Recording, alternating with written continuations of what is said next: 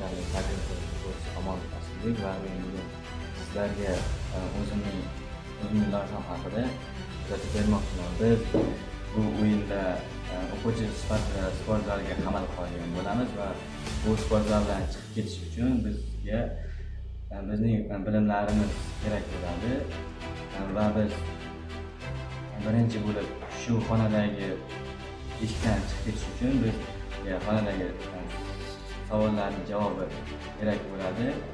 Bu savollarni biz mana bu sport zaldagi predmetlarni orqasidan topamiz. Birinchi savolimiz bu yerda 8 sinfda o'tiladigan kvadrat tenglama va bu kvadrat tenglamaning javobi C bo'ladi. Birinchi savolimizning javobi C. Bizning ikkinchi savolimiz bu mana bu belgi orqasida bu yerda bizga geometriyasida o'tiladigan mavzu teoremas bilan ishlatib biz bu yerda x ni 17 ya'ni C javob ekanligini topamiz va bizga uchinchi savolimiz mana bu basketbol bu bizga fizika fanidan savol bo'ladi. U teng 10 ampere va Tning 5 sekund bo'lsa shu vaqt qanchaligini topish kerak. Bu yerda hammasini ko'paytiradigan bo'lsak A javob ya'ni 100 joule bo'ladi. Va oxirgi savolimiz esa mana bu ko'rsat orqasida va bu yerda ingliz tilidan savol bo'ladi. They haven't their project yet. Ya'ni ular hali o'zini loyihasini qilib bo'lmadi. Isn't perfect degani uchun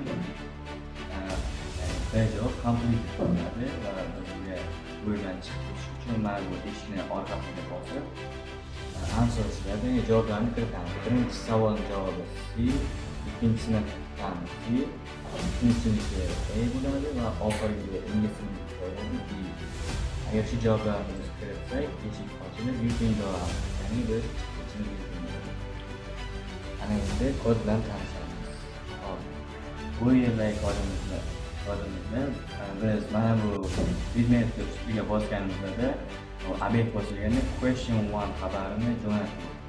Bu xabar jo'natadi va bizning savol oynamizga question 1 degan xabar keladi va bu xabar qabul qilinganda yarim soniya davomida x minus 75 y minus 114 ga kelib savolni ko'rsatadi.